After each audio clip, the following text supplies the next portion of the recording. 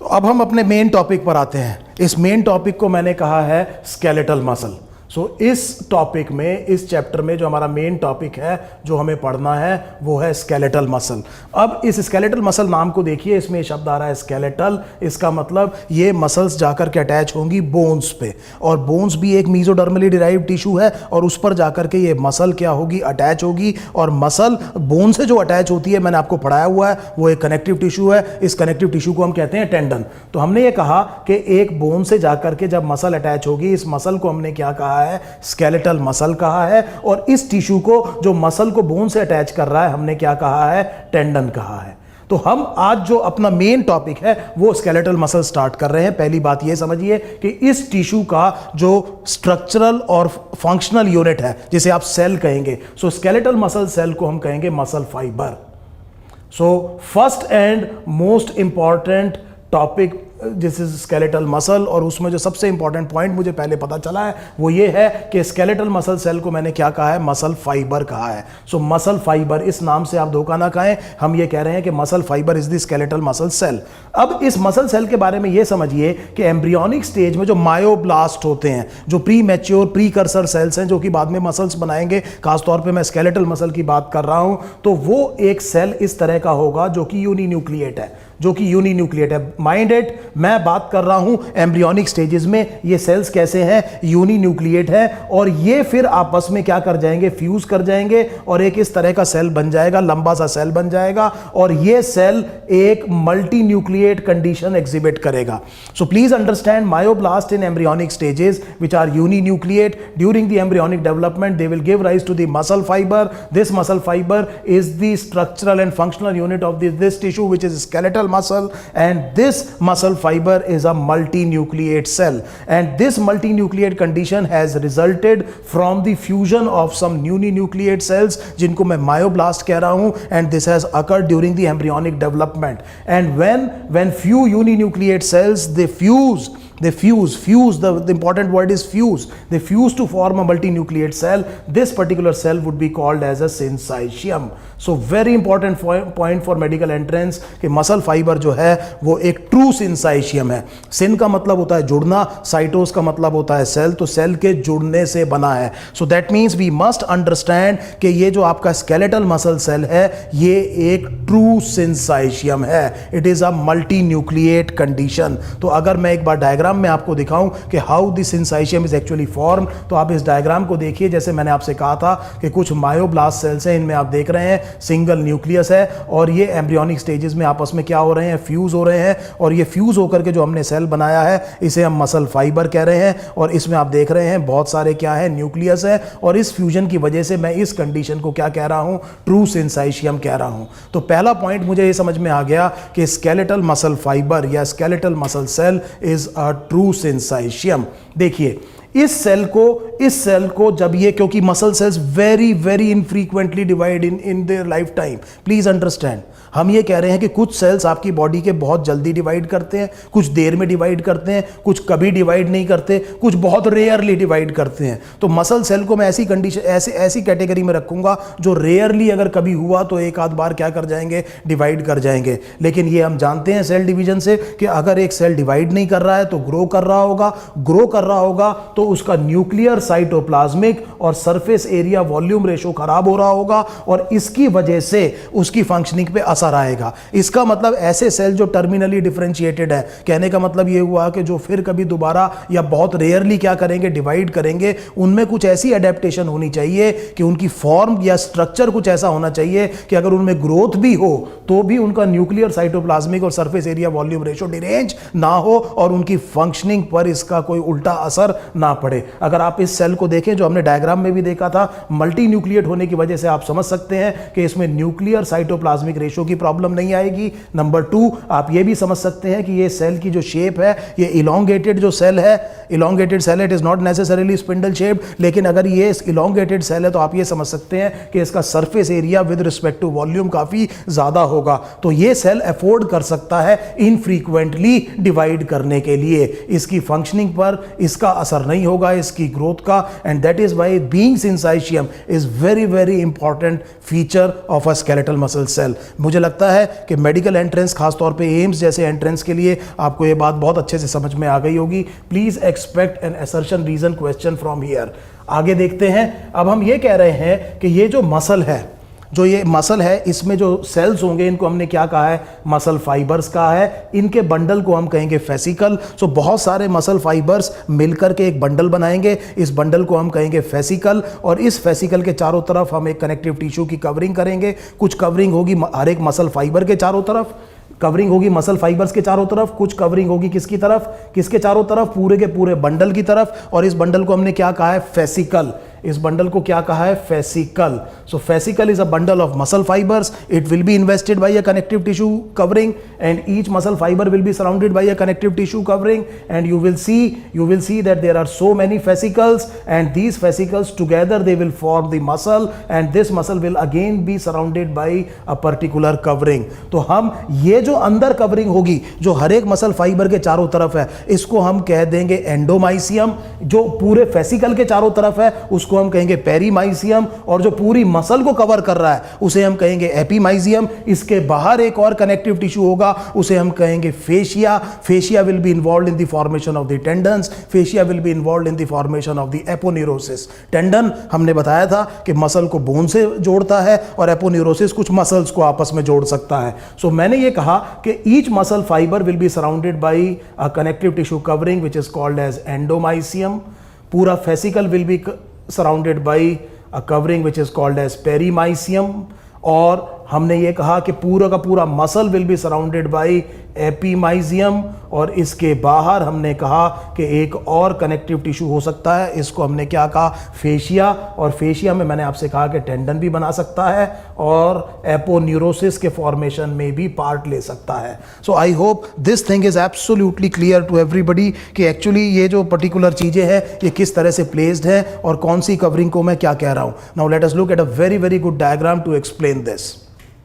देखिए ये वो मसल है, ये वो बोन है जिस पर ये मसल आकर के स्केलेटल मसल अटैच है, और ये आप ये कनेक्टिव टिश्यू देख रहे हैं। इस कनेक्टिव टिश्यू को हमने कहा टेंडन। हम इसकी बेसिक यूनिट से काम शुरू करते हैं। इस सेल को जिसको बाहर खींचा हुआ है इसको इन्होंने क्या कहा है, मसल फाइबर। और ये मसल फाइबर इसके चारों तरफ आप देख सकते हैं जो कनेक्टिव टिश्यू है इसको हमने कहा एंडोमीसियम। और ये कलेक्शन ऑफ मसल फाइबर है, ये बंडल बन गया है। इस बंडल को, पूरे बंडल को हमने कहा है फेसिकल। इस पूरे बंडल को हमने कहा है फेसिकल, और फेसिकल की कवरिंग में आप देख रहे हैं ये एक कनेक्टिव टिश्यू की कवरिंग है जिसे हम कह रहे हैं पेरीमाइसियम। और बहुत सारे फेसिकल मिलकर के पूरी मसल बना रहे हैं जिसके चारों तरफ की कवरिंग को, इस कवरिंग को आपने क्या कहा है, एपीमाइसियम। सो एक बार दोबारा ध्यान देते हैं, मसल फाइबर, मसल फाइबर के चारों तरफ एंडोमाइसियम, फिर हमने पूरे फेसिकल के चारों तरफ पेरीमाइसियम, और सबसे बाहर हमने क्या कहा, एपीमाइसियम। और मैं आपको बता चुका हूं कि इसके बाहर एक और लेयर हो सकती है, उस लेयर को हम कहते हैं फेशिया, और वो फेशिया टेंडन और एपोन्यूरोसिस की फॉर्मेशन में पार्ट कर सकती है। आगे इसको देखते हैं। Now let us look at the structure of a muscle fibre. Now please understand, मैं ये कह रहा हूं कि muscle fibre is the muscle cell. तो अगर मैं इस तरह का एक इलोंगेटेड शेप ले लेता हूं, और ये शेप मैंने ले ली है किसकी, मसल फाइबर की। ये एक सेल है, इसकी फिजियोलॉजी बाकी जगह की फिजियोलॉजी से थोड़ी सी डिफरेंट है, इसीलिए मैं यहां पर कुछ डिफरेंट नाम यूज करूंगा उन सेलुलर स्ट्रक्चर्स के लिए जो बाकी जगह किसी और नाम से जाने जाते हैं, लेकिन यहां पर किसी और नाम से जाने जाएंगे। मैं इसकी मेम्ब्रेन को, प्लाज्मा मेम्ब्रेन को प्लाज्मा लेमा ना कह करके सार्कोलेमा कहूंगा। So I am using a base word which is sarco. So sarco word should be used for skeletal muscle. तो मैंने skeletal muscle की प्लाज्मा मेम्ब्रेन को क्या कहा है, सार्कोलेमा कहा है। इसका जो साइटोप्लाज्म है इसको मैंने सार्कोप्लाज्म कहा है, सार्कोप्लाज्म। इसमें जो एंडोप्लाज्मिक रेटिकुलम होगा उसको मैं कहूंगा सार्कोप्लाज्मिक रेटिकुलम। सार्कोप्लाज्मिक रेटिकुलम मैं ये नाम इसलिए दे रहा हूं ताकि मैं इसकी फिजियोलॉजी जो यूनिक है बाकी जगह बाकी टिश्यूज से उनको डिफरेंशिएट कर सकूं। और इसमें जो माइटोकॉन्ड्रिया होगा उसको मैं कहूंगा सार्कोजोम। सो प्लीज अंडरस्टैंड मैंने क्या कहा है। मैंने ये कहा है कि यहां पर नॉर्मल सेलुलर स्ट्रक्चर का मैं थोड़ा डिफरेंट नाम रख रहा हूं।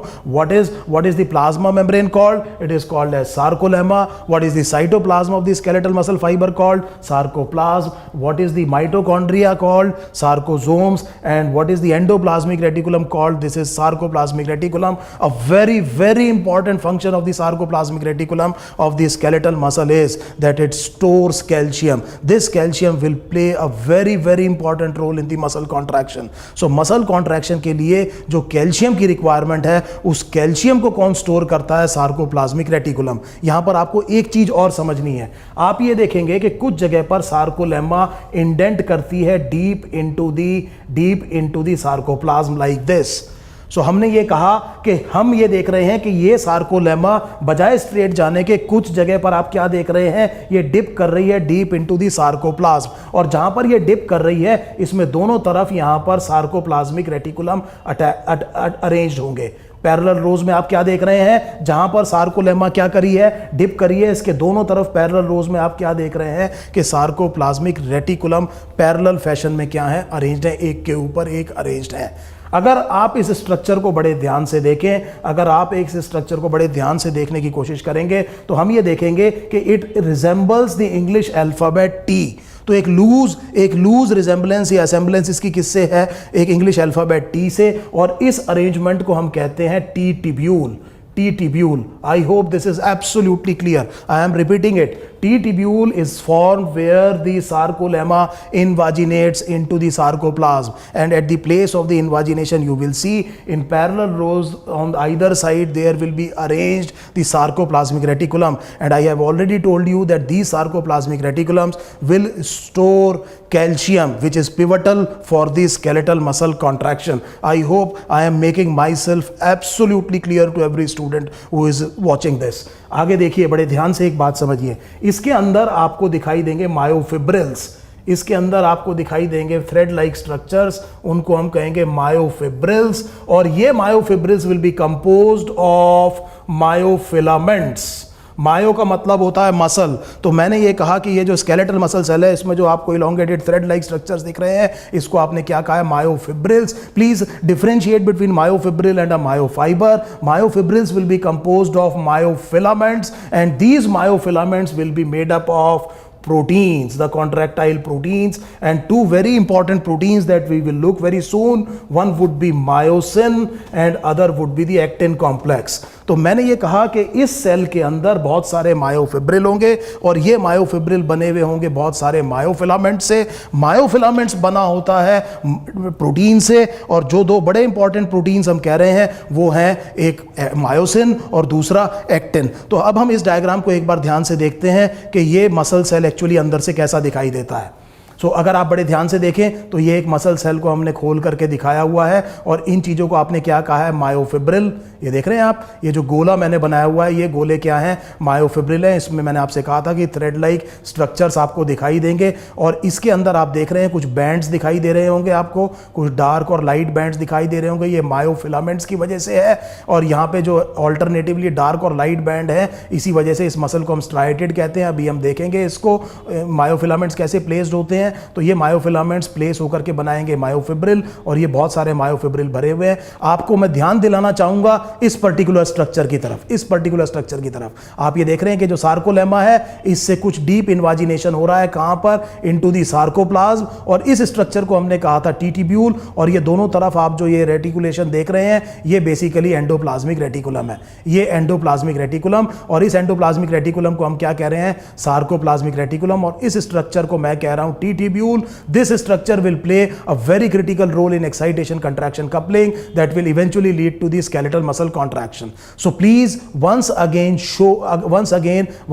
see the sarcoplasmic reticulum located along the invaginated part of the sarcolemma and forming the T tubules. And these T tubules, again I am re-emphasizing, they will be playing a very important role in muscle contraction. You can see the placement of the nucleus. Obviously obviously this cell will be multinucleate, there will be many nuclei in this particular cell. This elongated entire cell would be called as the muscle fiber, और इसका जो content है, इसके अंदर जो cytoplasm है उसको हम सार्कोप्लाज्म कह रहे हैं, उसके कंटेंट्स आपने इस डायग्राम में बहुत अच्छे से देख लिए हैं। अब हमने ये देख लिया है कि ये जो स्केलेटल मसल है, इसका जो स्ट्रक्चरल और फंक्शनल यूनिट है जिसे मैं मसल फाइबर कह रहा हूं, उसके कंटेंट्स कैसे हैं, उसका स्ट्रक्चर कैसा है। अब we will look at the placement of the myofilaments within the myofiber, within the muscle fiber, within the muscle. अब मेरा जो अगला पार्ट होगा उसमें मैं आपको ये बताऊंगा कि ये जो मायोफिलामेंट्स हैं ये कौन कौन से प्रोटीन से बने हैं, और ये मायोफिलामेंट्स किस तरह से अरेंज्ड हैं आपके मसल सेल के अंदर, और क्यों हम स्केलेटल मसल को स्ट्राइएटेड मसल भी कहते हैं।